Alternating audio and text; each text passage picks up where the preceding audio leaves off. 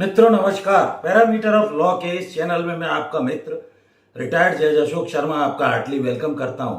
आज मैं भारत के संविधान के आर्टिकल 13 के बारे में, अनुच्छेद 13 किस बारे में, इस बारे में इस वीडियो में चर्चा करूंगा। वीडियो महत्वपूर्ण है, शुरू से अंत तक देखें। चैनल से यदि नहीं जुड़े हैं तो चैनल को सब्सक्राइब कर लें, बेल आइकॉन दबा लें, जिससे आने वाले नए नए वीडियोज आपको उपलब्ध होते रहें। इस चैनल का मुख्य उद्देश्य आपकी कानूनी जानकारी को बढ़ाना है। तो ये पावर ऑफ जुडिशियल रिव्यू के बारे में आर्टिकल 13 बताता है। क्या होता है ये भी सब इसमें मैं आपको खास खास बातें बताऊंगा। तो भारत के संविधान के आर्टिकल 13 में विषय पर मैं आता हूं, डॉक्ट्राइन ऑफ सेवरेबिलिटी और डॉक्ट्राइन ऑफ इक्लिप्स के प्रिंसिपल को बताया गया है। तो मित्रों वेलकम, इस चैनल पर मैं आपका स्वागत करता हूं। पावर ऑफ जुडिशियल रिव्यू क्या होता है ये भी इसमें बताऊंगा।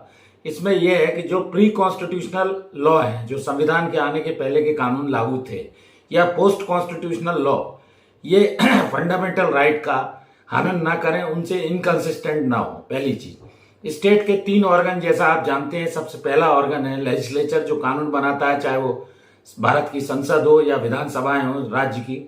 और दूसरा है एग्जीक्यूटिव अथॉरिटीज, जो कानून का पालन कराती हैं। और तीसरा है जुडिशरी। जुडिशरी इस कानून को व्याख्या करती है और कानून का कॉन्ट्रावेंशन तो नहीं है ये देखती है।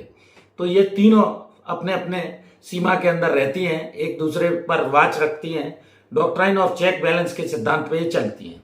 कोई भी मैंडेट जो लॉ प्रिस्क्राइब करता है उससे बाहर नहीं जा सकता है। तीनों अंग एग्जीक्यूटिव और लेजिस्लेचर मैंडेट से बाहर ना जाए, इस पर जुडिशरी कंट्रोल रखती है। तो ये रिव्यू का, जो जुडिशियल रिव्यू का पावर है, वो हाईकोर्ट और सुप्रीम कोर्ट को दिया गया है। आर्टिकल 32 में माननीय सर्वोच्च न्यायालय, जो apex court of the land है, वो ये देखती है। और आर्टिकल 226 में माननीय उच्च न्यायालय, जो राज्य की होती है, वो इस चीज को देखती है। तो यूएस से ये सबसे पहले कंसेप्ट लिया गया, यूनाइटेड स्टेट से। और ये इसमें मेलबरी वर्सेस मेडिसन का एक केस है, जो जुडिशियल रिव्यू के बारे में बहुत महत्वपूर्ण है। इसको आप पढ़ सकते हैं।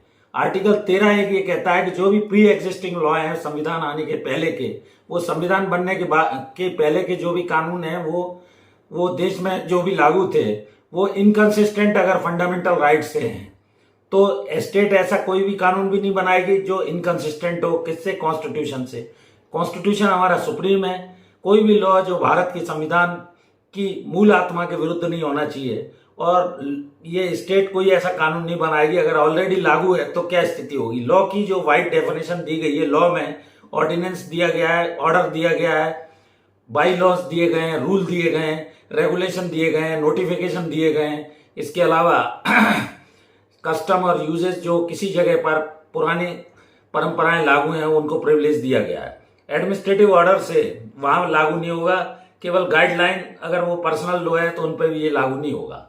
और 26 जनवरी 50 के बाद ये सब एक्चुअल में फोर्स में आएंगे, जब से कॉन्स्टिट्यूशन हमारा भारत का संविधान लागू हुआ। तो जैसे मान लीजिए उदाहरण के तौर पे आपने कोई फोटो फ्रेम खरीदा, उस फ्रेम को ले जाके घर की तस्वीर में आपने लगाया, अगर वो बड़ी है तो उसको आप काट देते हैं। तो प्री और पोस्ट कानून जो है फंडामेंटल राइट से इनकंसिस्टेंट नहीं होना चाहिए, मेन कहने का असंगत ना हो। ऐसी स्थिति में डॉक्ट्राइन ऑफ सेवरेबिलिटी जो है, वो इन्फ्रिंज अगर कोई कानून कर रहा है, तो हाईकोर्ट और सुप्रीम कोर्ट को, जैसा मैंने बताया, जुडिशियल पावर है। AK गोपालन के केस में ये प्रिवेंटिव डिटेंशन एक्ट से संबंधित था, और ग्राउंड ऑफ अरेस्ट इसमें उस व्यक्ति को जिसे अरेस्ट किया जा रहा था बताना जरूरी था, क्योंकि नेचुरल जस्टिस का ये बेसिक प्रिंसिपल है। केवल वो सेक्शन जो इनकंसिस्टेंट फंडामेंटल राइट्स है, वो केवल वाइड होगा। और डॉक्ट्राइन ऑफ इक्लिप्स ये कहता है, Bhikaji versus state of Madhya Pradesh में ये कहा गया था, 1955 का ये पहले का कानून था, कंप्लीटली इसे डेड नहीं किया जाएगा, इनऑपरेटिव उत्ते पोर्शन को बना दिया जाएगा। और इसमें एलिमेंट्स ये थे, it should be pre constitutional law, must be conflict with fundamental right से वो इनकंसिस्टेंट हो रहा हो। पोस्ट कॉन्स्टिट्यूशनल लॉ में, जैसा मैंने बताया, स्टेट कोई भी ऐसा कानून नहीं बनाएगी जो भारत के संविधान से असंगत हो। Deepchand versus state of UP 1959 के केस में ये बात कही गई थी। पोस्ट कॉन्स्टिट्यूशनल लॉ है, फंडामेंटल राइट से वाइड अगर है तो वो वाइड एब इनिशियो हो जाएगा। तो state of Gujarat versus Ambika mill का एक केस और आया, जिसमें माननीय सर्वोच्च न्यायालय ने कहा कि इस तरह के कानून सिलेक्टिवली डेड घोषित कर दिए जाएंगे, नॉन सिटीजन्स के केस में वो लागू रहेंगे।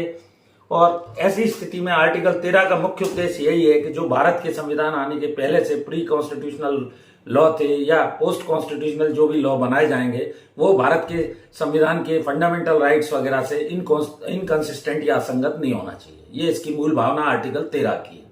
तो वीडियो मित्रों कैसा लगा? यदि अच्छा लगा हो तो इसे लाइक करें, शेयर करें। एक और अनुरोध, मेरी धर्मपत्नी श्रीमती अर्चना शर्मा का यूट्यूब पर चैनल है, कृपया उसे भी अगर सब्सक्राइब नहीं किया चैनल सब्सक्राइब करें, वीडियोस देखिए, लाइक कीजिए। धन्यवाद, नमस्कार।